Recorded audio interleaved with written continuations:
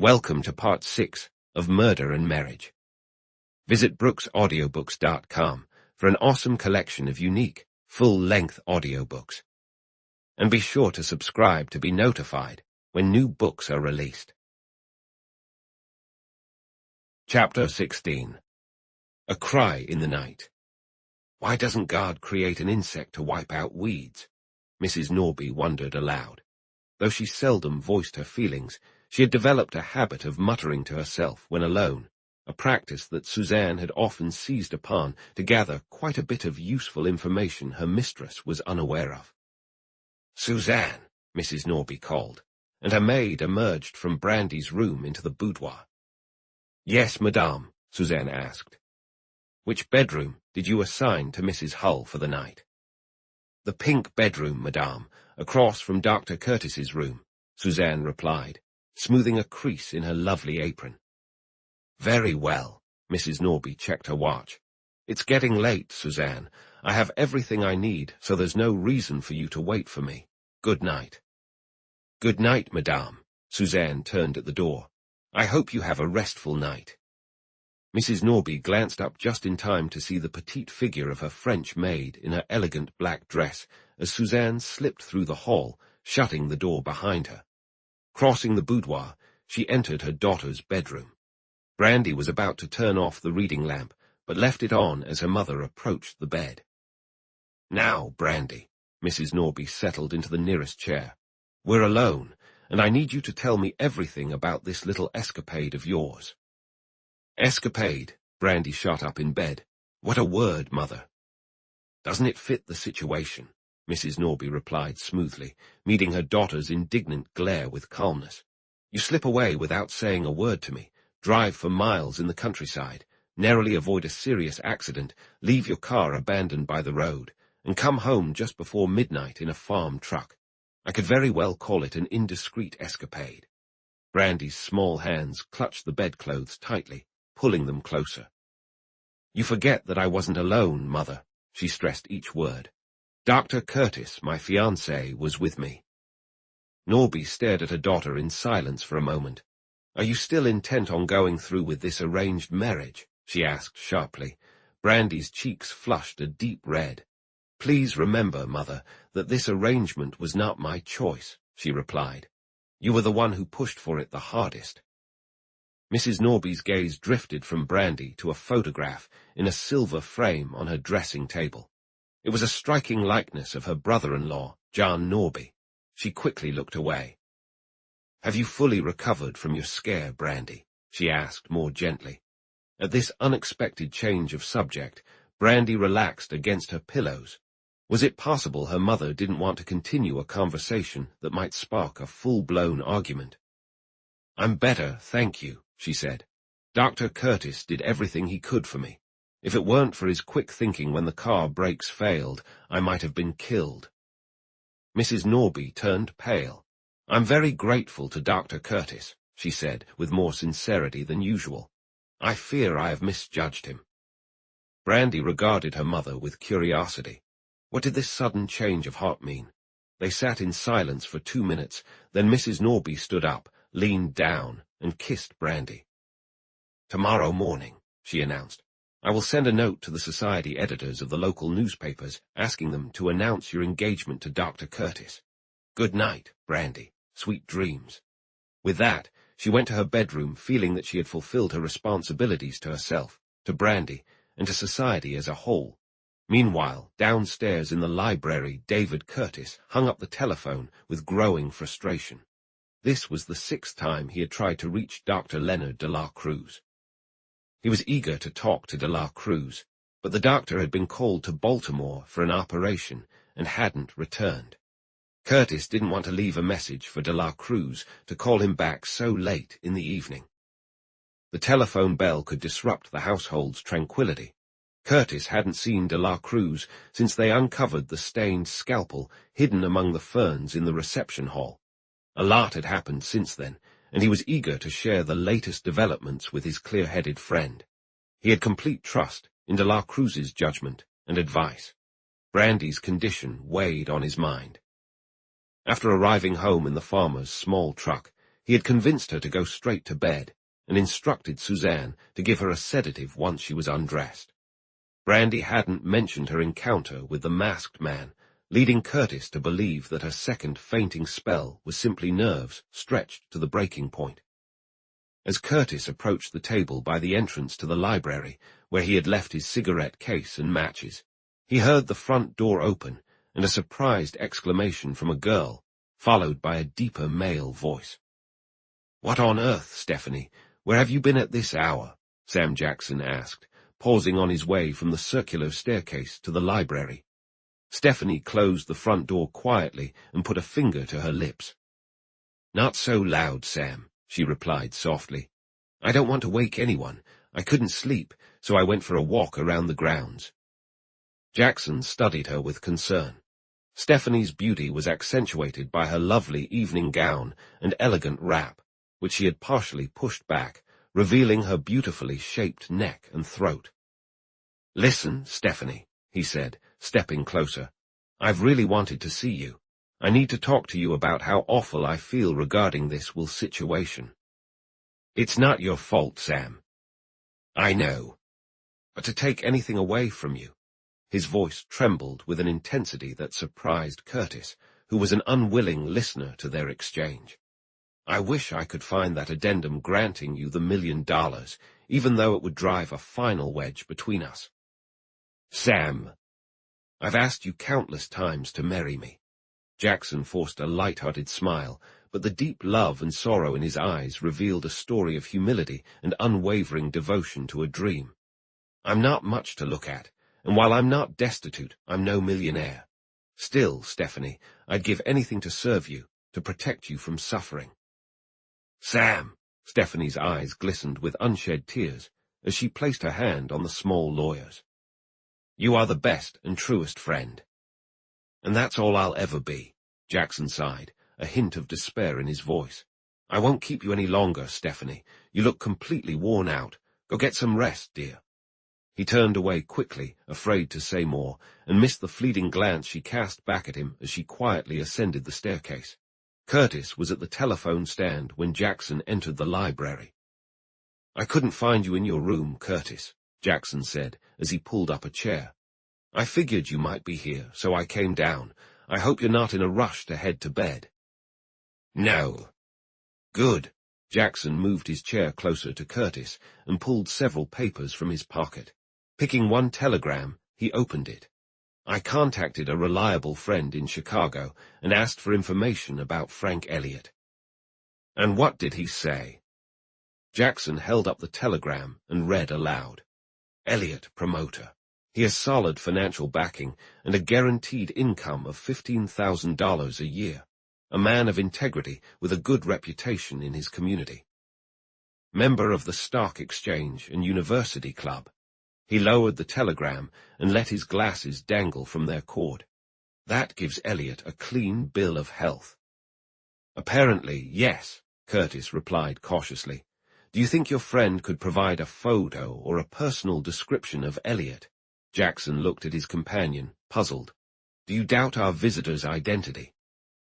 "On principle, I'm skeptical of anyone claiming to have $100,000, Curtis shot back. "Honestly, what was your impression of Elliott?" "I liked how he looked," Jackson answered promptly.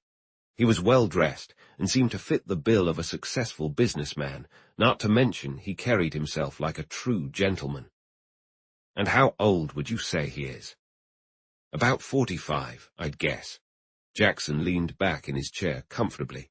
"We'll be in quite a pickle if we can't find that $100,000. Where in the world did John Norby hide it?"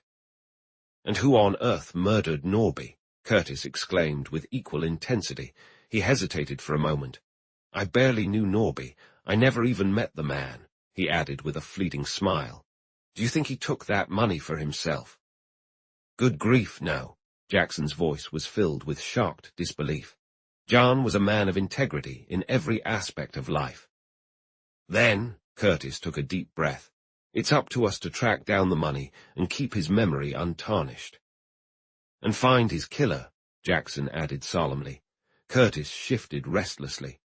Did Frank Elliott give you any more proof to support his claim about the ownership of that $100,000? He asked. No, he's returning on Thursday and promised to bring several men with him who can back up his statement, the lawyer replied. Did he share their names? No, seeing Curtis' dissatisfied frown, Jackson quickly added, You have to understand, Elliott is in a difficult position. Why is that? He mentioned that the money belongs to a group of men who pooled their resources to fight against prohibition, Jackson said, speaking more slowly. In other words, they're trying to overturn the dry laws, and that's illegal. He and his friends can't go to the courts to claim that money without landing themselves in trouble with the federal government. Curtis whistled softly. So that's what it is, he said. Why don't you call up Western Union and send a night letter to your friend in Chicago, Jackson? Ask him for a description of Frank Elliott and where he is right now. The lawyer pursed his lips.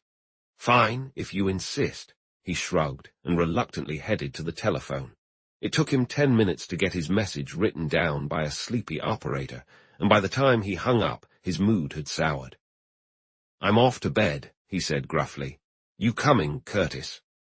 I'll be right there, just need to make a quick call. Curtis scooted his chair closer to the phone and reached for the receiver. Don't wait for me, Jackson. I'll catch up in a bit. The lawyer wandered over to the smoking table and helped himself to several cigars. Then he turned back to face the blind surgeon. Look, Curtis, he said, don't think for a second that I'm willing to hand over $100,000 to Elliott or anyone else without solid proof that it belongs to him. I'm not an idiot. Without waiting for a response, he strode out of the library, making no effort to be quiet. Curtis paused as he was about to call Central and set the receiver back down. What had prompted Jackson's sudden outburst?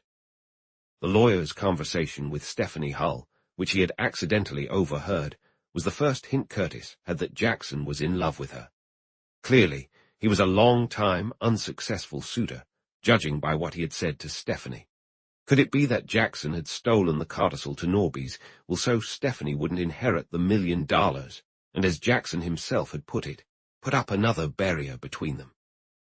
Curtis scoffed at the absurdity of the idea, a smile briefly flickering on his lips before fading at the thought that Jackson was aware of the codicil and its location as of Sunday night. Who could argue that he hadn't retraced his steps to Norby's bedroom, struck up a conversation, and snatched the papers, or worse, harmed Norby? Curtis shook his head. Jackson wasn't the kind of man to resort to violence, no matter the provocation. He wasn't suited for the role of a romantic hero, either. Reaching for the telephone, Curtis relayed de la Cruz's number to the operator. A half-awake servant took his message, assuring him de la Cruz would call him first thing in the morning. With any hope of a late-night conversation dashed, Curtis made his way toward his room. As he walked down the corridor, he heard someone stir just ahead, and then a startled gasp in a woman's voice, followed by his own name spoken softly. I'm sorry I startled you, Miss Hull, he said, trying to reassure her. It's Mrs. Hull, not Stephanie, Doctor. With those words, Mrs. Hull peeked out from the alcove where she had taken refuge at his sudden appearance. The alcove was narrow, and as she wrapped her dressing gown around herself, she was relieved to be facing a blind man. Could you tell me, Doctor, where I might find an outside telephone? There's one in the library, Curtis replied. Would you like me to send a message for you? No, thank you. I'll fetch Stephanie. Mrs. Hull glanced around, her nerves clearly frayed. You might think me foolish, Doctor, but my husband wasn't feeling well today. He was supposed to pick me up after dinner this evening, but he never arrived, and it got so late that eventually Stephanie convinced me to stay here for the night. Quite rightly so, Mrs. Hull, Curtis said with sympathy. Is there anything I can do to help you? Oh no, I can't rest thinking about Colonel Hull. Her words tumbled out in quick, anxious bursts. He has a new car, and he drives so recklessly. I'll have Stephanie call home and speak with her father. Don't let me keep you. Good night. She stepped past him and walked down the hall toward her daughter's bedroom while Curtis turned to his own door. He quickly undressed, ready to get into bed, when a thought crossed his mind. He walked over to the chair where he had tossed his suit earlier, retrieved the key that Brandi had worn on the gold chain, and tucked it into the pocket of his pajama jacket, pinning the flap closed with a safety pin. Then he climbed into bed, leaving the electric light off. Moving in darkness had become second nature to him. He had finally broken the habit of flipping the switch upon entering a room at night. The night dragged on for Curtis as he twisted and turned on his pillows, unable to find rest. Brandi lingered in his thoughts. Was the key he had taken from her Norby's? If so, how had it ended up in her possession? And what could it possibly mean in relation to Norby's murder? He felt a bitter regret for not having had the chance to ask Brandi about the key during their ride home in the farm truck. The presence of the farmer had silenced any private conversation, and as soon as they arrived at 10 acres, Brandi had been swept away by her mother, Mrs. Hull, and Stephanie, hastily ushering her to her bedroom. It was approaching 2 o'clock when Curtis finally drifted into a dreamless sleep, lulled by the gentle breeze flowing through his open windows. Almost an hour later he jolted awake. What had disturbed him? He suddenly heard a faint sound, a soft footfall. Someone was moving around in his room.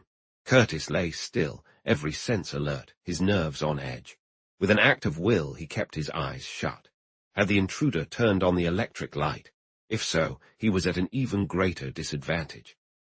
In the dim light of the room, he felt a spark of hope that he could match the intruder. The sound of papers rustling on his desk near the north window broke through the stillness, jarring him from his thoughts. He couldn't just lie there like a lifeless shell while someone robbed him. With a quick motion, he threw back the covers and prepared to leap. Clearing the footboard, he landed squarely in the center of the room and dashed toward the window. Just as he reached the sill, something brushed past him, and he lunged for it with desperation. His fingers wrapped around a small hand, an eerily delicate hand. A strangled cry escaped Curtis, and he nearly let go, but as his mind cleared, he tightened his grip and pulled back, only to lose his balance. A scream pierced the night, so filled with anguish that it sent a chill deep into his bones, echoing in his ears as he fell to his knees. A severed hand clutched tightly in his grasp. His heart raced as he examined the wrist where it had been cut off. He felt something soft, hair, no, fur. A mix of horror and disbelief surged through him, and he let out a nervous, choking laugh as he sank to the floor. This was no human hand. It was a monkey's paw. The relentless banging on his door jolted Curtis back to reality. He rushed to his dresser, grabbed a handkerchief, wrapped the monkey's paw up tightly, and shoved it into a drawer. When he opened the door to the hallway, several anxious servants stood before him. "If Monsieur would please," gasped Suzanne, Gretchen's terrified face peeking out from behind her. "What is happening?" "A nightmare," he replied, trying to steady his voice. "I'm sorry. Good night." Chapter 17. David Curtis rose from his seat by the window and stretched his stiff muscles. He had been sitting in the same position for what felt like endless hours, waiting in silent anticipation for his mysterious visitor to return. But the rest of the night had passed without incident. The servants had begun their morning routines, and he could hear doors and windows opening on the lower floor as they went about their tasks. He was almost finished getting dressed when a knock on his door broke the stillness. He crossed the room, turned the key, and opened the door. "What is it?" he asked. "Tiasca, with your breakfast, honorable sir." The Filipino set the tray down on a chair, and after clearing away some magazines and books from a small table, placed it in front of the window and arranged the tray neatly. Turning around, he noticed Curtis struggling to tie his cravat and hurried over to help. "Let me get your cane, sir. The table. It is this way," he said, walking attentively across the room with Curtis and pulling back his chair before the makeshift breakfast table. Curtis ate with little enthusiasm. His appetite was faint. "You may pour another cup of coffee," he instructed, "and then you need not wait. But first," his tone shifted, "why did you say you were Tiasca?" "I," the Filipino, caught off guard, stammered to a halt. "Just as I thought, Damison." Curtis managed a grim smile. "Why are you pretending to be your twin brother?" "He's unwell," Damison said, nervously rubbing one hand over the other. "I take his place. It is the same." He shot a quick, wary glance at Curtis. How did you know? By your height, Curtis replied calmly. You'll remember that I rested my hand on your shoulder when you tied my cravat. Your brother must be 2 inches shorter than you. However, your voices are identical. Is Tiaska very ill? Oh no, sir. He is what you call, searching for a word, nauseous. He drank soda and will be fine. If there's anything I can do, just let me know. I'm a doctor. Thank you, sir, Damison said, bowing deeply. If you need anything, just ring and I'll come. All right, Damison. The Filipino turned toward the door just as it swung open to reveal Leonard de la Cruz. It's me, Leonard. I came straight up, he said, giving a nod to Damison as the chauffeur walked into the hall and closed the door behind him. What's going on, old friend? He placed a hand on Curtis' shoulder, urging him to stay seated. No need to get up. I saw your urgent message from early this morning and rushed over as soon as I could without waking everyone. He studied Curtis intently and asked with concern, Is something serious going on? You look like you had quite a night. I did, Curtis replied curtly. Have a seat, Leonard. I need your advice. De la Cruz listened intently as Curtis quickly recounted the sudden arrival of Frank Elliott and his claim to the $100,000, the duplicate key in the safe deposit box, and his drive to Frederick in Brandi's car, where he discovered a similar key hanging from her gold chain. Here, the key. Curtis pulled it out of his pocket and showed it to de la Cruz. And you don't know what this key opens? De la Cruz asked. No, but it must be significant, or Brandi wouldn't carry it with her, and Norby wouldn't have a duplicate in a safe deposit box, Curtis answered resolutely. I'm starting to think that when we figure out what this key unlocks, we'll be well on our way to solving who killed Norby and why. I think you're right, de la Cruz agreed with encouraging enthusiasm. Is that all that happened? No, I was woken early this morning by a monkey. In this room? Yes. As soon as I secured a firm grip on its hand, I can't exactly call it a paw, and attempted to pull the creature back through the window. The hand was severed from the body and remained in my grasp. De la Cruz half stood before sinking back down into his seat. You're joking, he exclaimed. Curtis rose from his chair and approached his bureau. When he returned to the window, he unwrapped a blood-stained handkerchief and revealed its contents. Do you believe me now? He asked. Look at the window sill and tell me what you see. De la Cruz leaned over the sill, studying it in silence. There's a streak of blood and a mark on the stone ledge where a sharp blade struck. It must have been driven with incredible force. By whom? De la Cruz leaned far out of the window, scanning the brick walls. Someone must have been hiding on this balcony just outside your window, Dave, he said. Exactly, the coward who didn't have the guts to sneak into my room, but instead sent a poor, defenseless creature to do his dirty work, Curtis declared fiercely. De la Cruz straightened up. I almost forgot, he exclaimed. Yesterday I saw a handprint on your counterpane. At first glance, I thought it was a child's hand. That indicates the monkey has been in my room before, Curtis interjected grimly. But what for, I wonder? To steal. Steal what? De la Cruz shrugged. I'll tell you later, once I know for sure, he added dryly. I wasn't entirely convinced that it was a child's handprint I saw on the counterpane, so I came back to your room, Dave, just before leaving the house, only to discover that the counterpane had been changed in our absence. Curtis whistled softly. Well, I'll be, he exclaimed. We now have a lead that will help us figure out who is so interested in my room. His excitement renewed. And that lead is the monkey. Not many people in this area keep monkeys. We shouldn't have much trouble finding the owner of my late-night visitor. I can tell you who it is right now. You can. Curtis immediately picked up on the unusual tone in de la Cruz's voice. Who is it? Brandi Norby. This revelation took Curtis by surprise, and he inhaled sharply. Are you certain? He urged, his expression turning serious. Think carefully, Leonard. Do you realize what you're suggesting? De la Cruz nodded. Her uncle, John Norby, gifted Brandi a marmoset for Christmas. It's an incredibly intelligent little creature. Brandi even called it her thinking machine. I've never heard of it. How many days have you been here? De la Cruz asked quickly. I arrived last Friday. He paused to count. This is Wednesday morning, 4 days in total. And John Norby was killed on Sunday night, De la Cruz added. It's no wonder you don't know everything about 10 acres and its residents yet. It does feel like a house full of secrets, Curtis sighed. Where does Brandi keep her monkey? Teoscar, the Filipino, takes care of it for her. Curtis stood up suddenly. So that's it. His expression brightened. And Teoscar is sick this morning.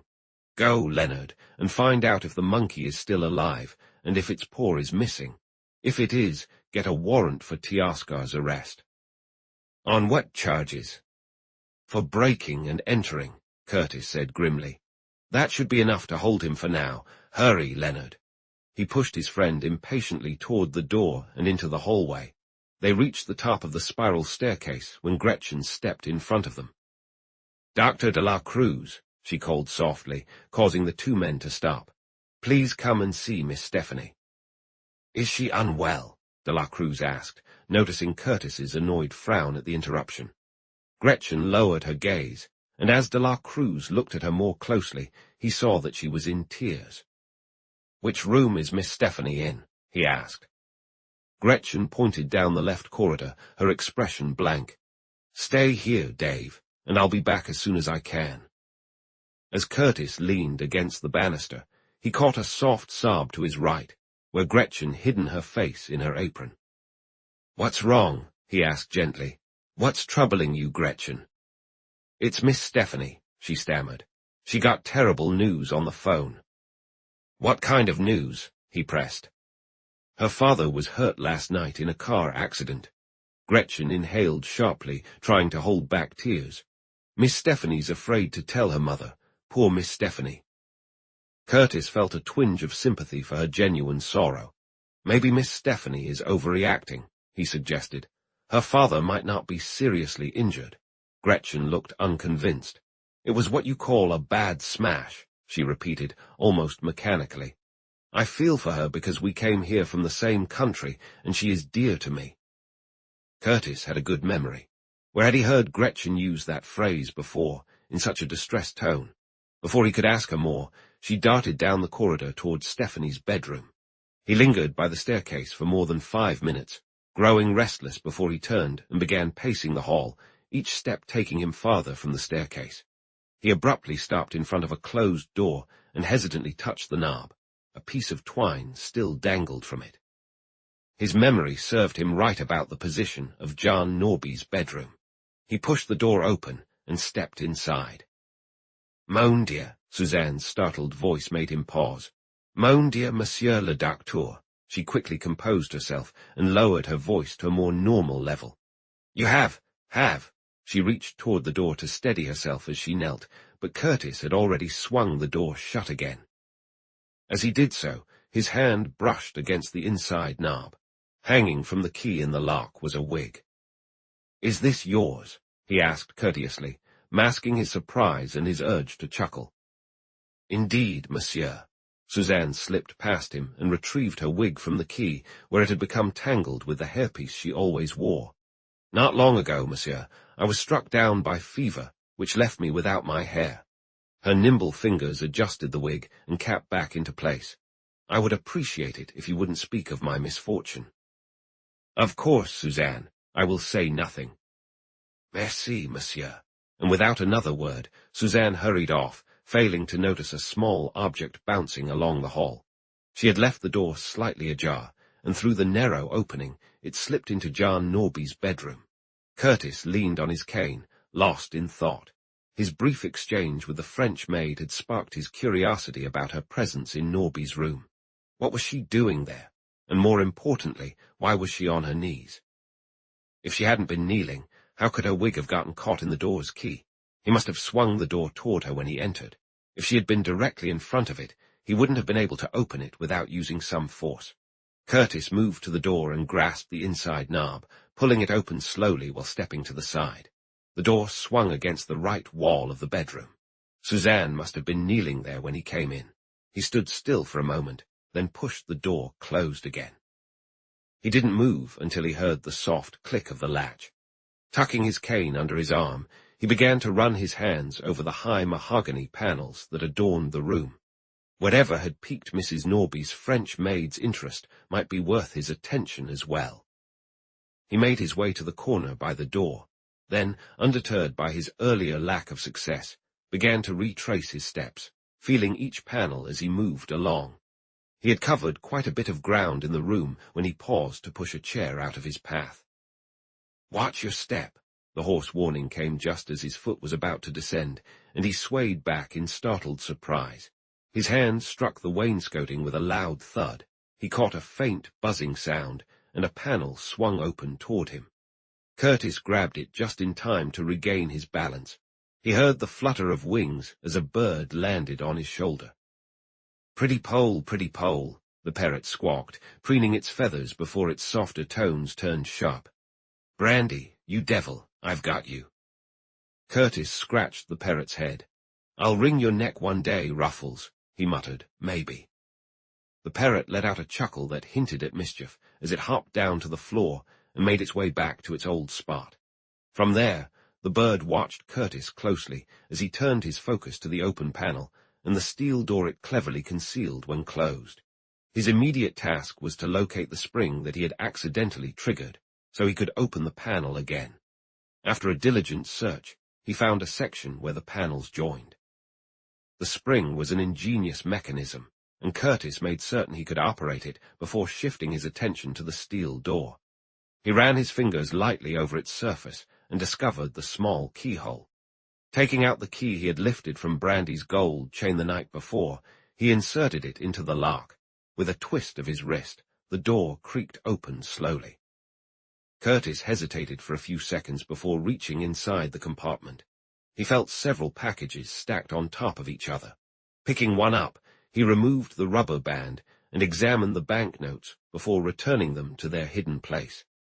Settling into a chair, Curtis began to methodically go through the contents of John Norby's secret compartment.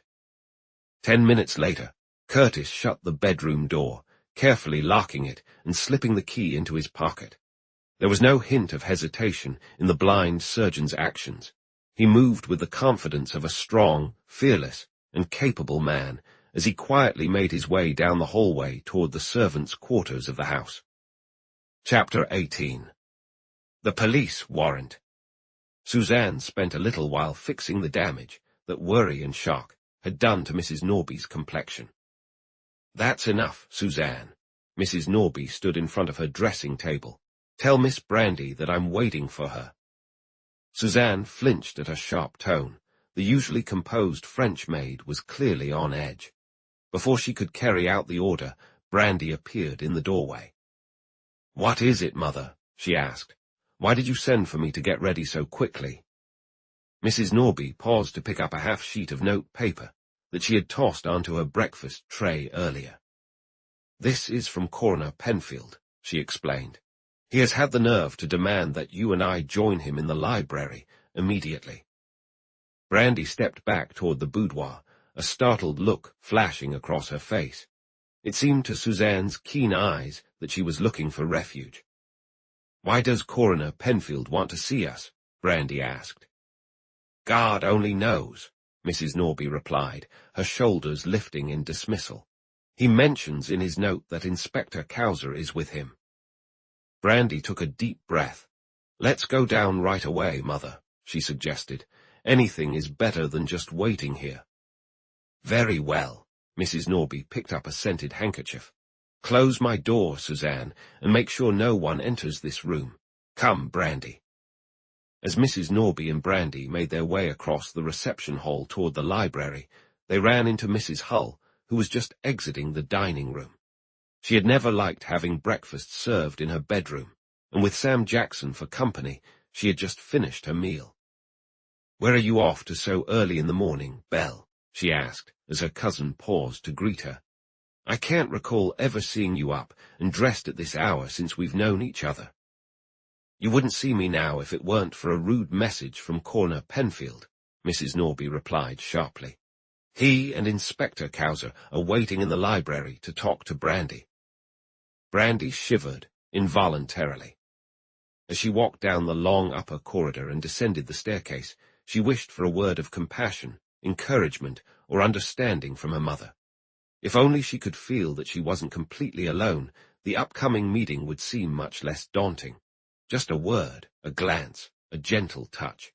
She reached out to her mother, placing her hand on Mrs. Norby's arm, only to have it pulled away as her mother moved aside. She felt rebuffed.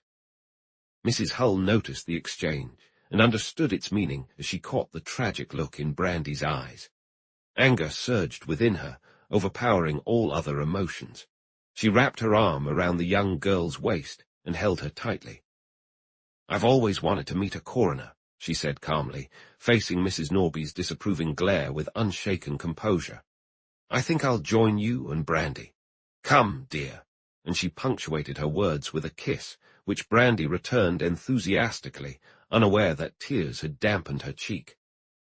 Damnation, Brandi spotted the chauffeur as he entered the reception hall from the pantry. Please ask Dr. Curtis to come to the library immediately. Let's not keep Coroner Penfield waiting any longer, Mother. And with Mrs. Hull's reassuring arms still around her, Brandi followed Mrs. Norby to meet the two men. As Brandi's clear voice reached David Curtis, he paused while closing the front door, a grinning Western Union messenger boy standing on the veranda, cap in hand, eager for the generous tip he hoped to receive from the distracted surgeon. In an instant, the boy dashed down the steps, a silver dollar now in his pocket, as Curtis turned toward the library. He had taken only a few steps when Sam Jackson's voice stopped him in his tracks. Hey, Curtis, he said, his manner and tone subdued. This is terrible about Colonel Hull, a serious accident. Has his wife been informed? I don't think so. We had breakfast together, but she didn't say a word. Jackson wiped his bald head with a handkerchief. Her loyalty to Julian Hull is like that of a mindless creature. I'm relieved she didn't see the morning paper. Damnation here handed it to me just as she was leaving the dining room. Curtis, his sightless eyes turning toward the dining room, asked, Damnation. The Filipino stepped a little closer. Yes, sir. Where's Mr. Franklin McDermott? Asleep, sir. What, with this news going around? Jackson lifted the morning newspaper, its bold headlines glaring, and tossed it aside. Please, sir, it's the cock's tail, Damnation spoke up hesitantly. He drank a lot. Would you like me to try to wake Mr. McDermott? Yes, tell him to come to the library. And Damnation, he added sternly, you go with him.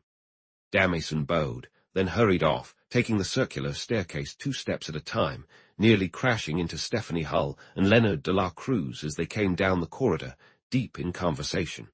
In the library, Mrs. Norby watched Coroner Penfield thoughtfully through her gold-rimmed lorgnettes. If I'm correct, and I believe I am, she said coldly, the next hearing for this inquest is scheduled for tomorrow. Why then should my daughter and I face any further questioning today? Because, madam, crucial evidence has been discovered, Penfield replied firmly.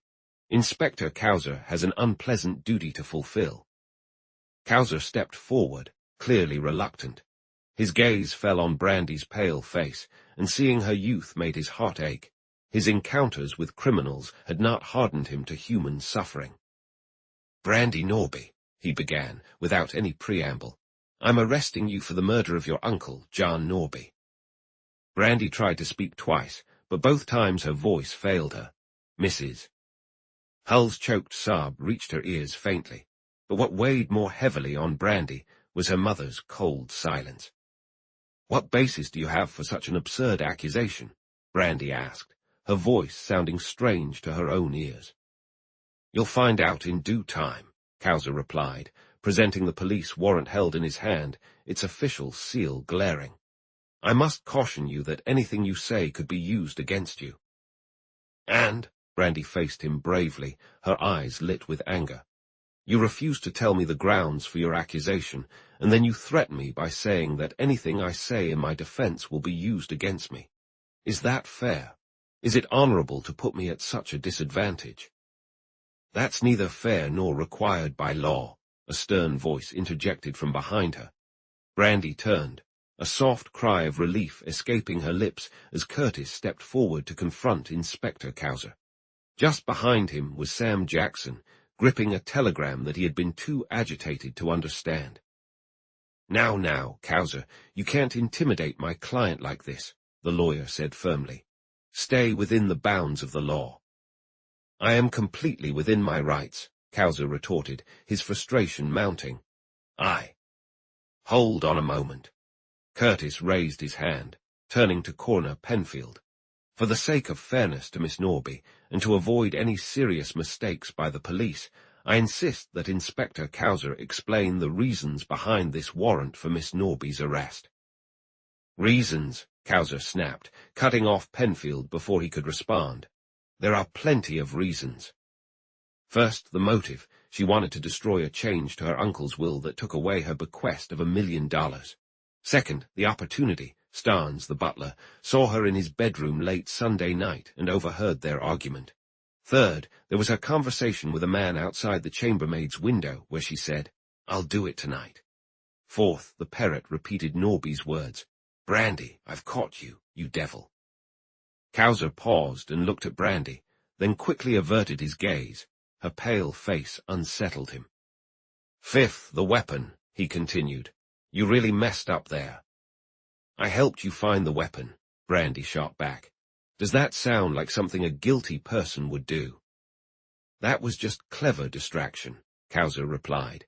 And it might have worked if you hadn't misjudged where the scalpel would land when you dropped it through the banisters, hiding it in the wrong fern box. He put the warrant back in his pocket. What sealed the case against you, Miss Norby, was finding your fingerprints on the knife. Brandi stood her ground, facing her accuser like a cornered animal. Silence filled the room. Mrs. Norby sat with her gaze averted, her hand fluttering nervously over her scented handkerchief. Mrs. Hull, unaware of the tears streaming down her face, breathed heavily, oblivious to the fact that her daughter and Leonard de la Cruz had joined the gathering. And if the court needs more evidence, Cowser's unyielding voice continued, a lock of your hair was tangled around the button on Norby's pajama jacket when we found his lifeless body in the hall. Curtis stepped closer to Brandi. I was the first to discover Norby's body, he said. While Jackson was calling for the coroner, I noticed some hairs caught on the button over Norby's heart. I got rid of those hairs. He paid no mind to Cowser's shocked response, adding, they were white. Are you out of your mind? Cowser's disdain was obvious. Where are the hairs? Gone, he replied tersely. Stolen from my wallet. What kind of nonsense is this? Cowser shot back, clearly annoyed. No nonsense at all, Curtis said with a smile. His goal had been achieved. He had managed to shift attention from Brandi back to himself. You've been so focused on pinning the blame on Miss Norby that you've completely missed something important. What? Cowser's eyes blazed with anger. There's no point in arguing with you. Oh, but there is. Curtis's tone became sharper, his demeanor more serious. In dealing with this case, Cowser, you've overlooked a crucial element, the character of the victim, John Norby. He had a generous heart, a fierce temper, and a trusting nature. This made him vulnerable to a treacherous plot. A shout from the hallway interrupted him. A moment later, Franklin McDermott barged into the library, with Damison right behind him. Gretchen and Suzanne, drawn in by the commotion from the second floor, stopped just outside the library, peeking through the space created by McDermott's reckless entry. McDermott's bloodshot eyes scanned the room until they landed on Curtis, and he rushed toward him. What do you want, Curtis? He demanded, swearing loudly, oblivious to the women present. Franklin, Brandi clutched her ears. McDermott ignored her and stood directly in front of the blind surgeon. Answer me, he insisted. What do you want? McDermott, Curtis said, his calm voice starkly contrasting with the fury radiating from the man before him. You've repeatedly claimed that you weren't at 10 Acres when Norby died. Were you here when he was killed? McDermott turned his gaze from Brandi to the blind surgeon, then let his eyes drift to Stephanie, who stood frozen with fear beside Leonard de la Cruz. What are you implying? He replied harshly. This, Curtis leaned on his cane, keeping his right hand free. Norby survived for over 5 minutes after getting stabbed in the throat. You had more than enough time to leave the house before he succumbed. McDermott stared at the sightless man in front of him as if entranced. The arrival of Detective Sergeant Brown through one of the French windows didn't seem to register with him. As Brown approached, Brandi noticed a small brown object nestled in his left arm. "Jocko!" she exclaimed. At the sound of her familiar voice, the monkey lifted its head and made a weak attempt to leap toward her. "Oh no, he's hurt, injured." She noticed the bloody stump that Jocko pressed to his chest. "How did he lose his paw?" "It was severed last night, Brandi," Curtis said, "by the man who sent the monkey into my room to steal a key." Brandi's sudden jolt went unnoticed by Inspector Cowser, whose attention was fixed on Mrs. Norby. He witnessed the color drain from her face, turning from crimson to a ghostly white. It was the first sign of emotion she had shown since entering the library. Detective Sergeant Brown gently set the monkey down in an armchair, and Brandi instinctively moved forward to sit beside him, momentarily forgetting her own distress in her concern for her suffering little pet. The sergeant spoke to Curtis, while keeping his eyes on his superior officer. "I found the monkey in the grove of trees just beyond where you suggested, sir," he said, "and I found the bolo knife." McDermott sprang to life and shot a furious look at Brown. "You're lying through your teeth," he shouted.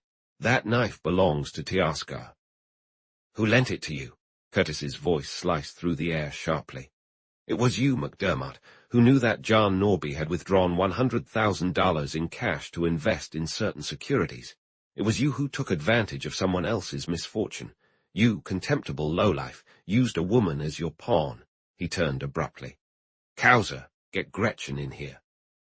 The seriousness of his command demanded immediate and unquestioned obedience, and Cowser quickly turned to see Suzanne pushing the frightened Dutch girl into the room. In her panic, Gretchen collapsed into the nearest chair, and Brown, thinking quickly, moved the chair and its occupant forward. "Here she is, Dr. Curtis," he announced, "right in front of you."